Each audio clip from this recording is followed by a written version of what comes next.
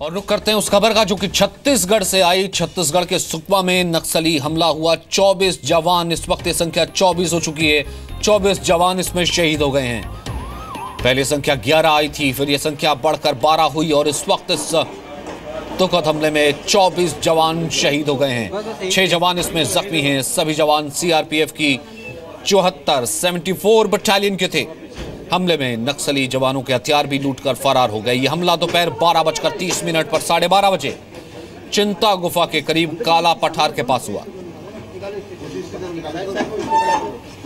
और फिलहाल जो रिपोर्ट्स आ रही हैं, 300 से ज्यादा नक्सली थे जिन्होंने ऑर्गेनाइज तरीके से सीआरपीएफ की इस पार्टी पर, इस टुकड़ी पर हमला किया, जिसमें जवानों की संख्या, शहीद होने वाले जवानों की संख्या 24 हो चुकी है।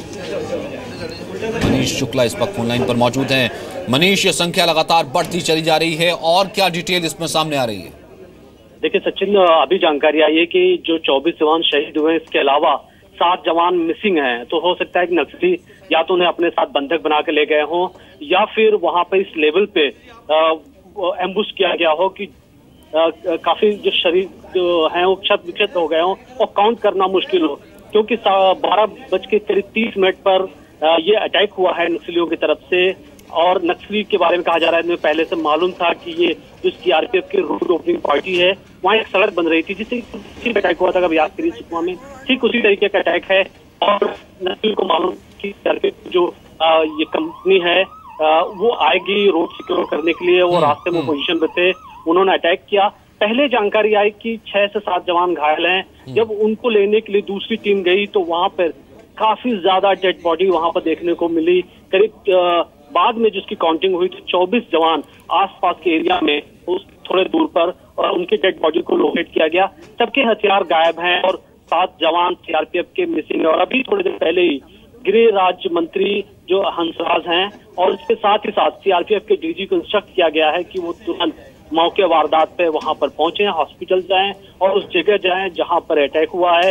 प्राइम मिनिस्टर ऑफिस से भी जो हमारे पास जानकारी आ रही है कि पूरी रिपोर्ट मांगी गई है गृह मंत्रालय की तरफ से। मनीष, वो ठीक है मनीष, ये ठीक है, लेकिन अपने आप में एक इतना बड़ा ये इस तरीके से अगर कहा जाए तो शायद अतिशयोक्ति नहीं होगी, आप इसे ठीक कीजिएगा, कि ये तो ऑर्गेनाइज तरीके से, सुनियोजित तरीके से किया गया हमला लग रहा है कि उन्हें मालूम था कि यहाँ पर पार्टी आएगी। अब यहाँ पर ये सवाल एक और चीज में उठता हूँ कि एजेंसीज को क्या इस तरीके की रिपोर्ट नहीं थी, या फिर अब तक ये कहना मुश्किल है? क्योंकि पहले भी, इससे पहले आपको याद होगा, लास्ट टाइम भी सुकमा में ऐसे ही अटैक हुआ था जब जवानों की संख्या, कैजुअलिटीज काफी ज्यादा हुई थी।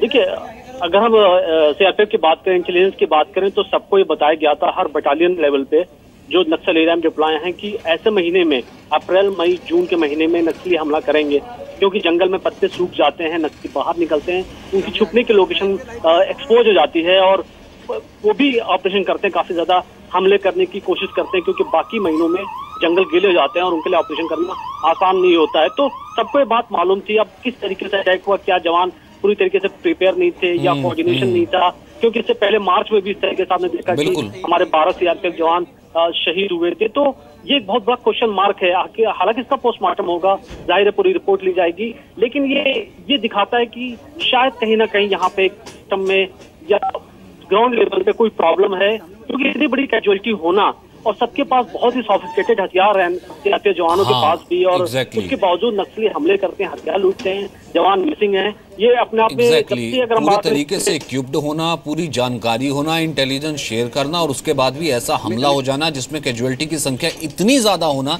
यानी कहीं ना कहीं ग्राउंड लेवल पे कुछ प्रॉब्लम तो है। खैर, इस वक्त सरकार हरकत में आई है, हाई लेवल मीटिंग्स भी चल रही हैं और लगातार इंस्ट्रक्ट किया जा रहा है कि जो जवान घायल हैं कम से कम उन तक जो है प्रॉपर इलाज पहुंचाया जाए और जो जवान मिसिंग हैं उन्हें तुरंत सर्च ऑपरेशन के तहत ढूंढा जाए।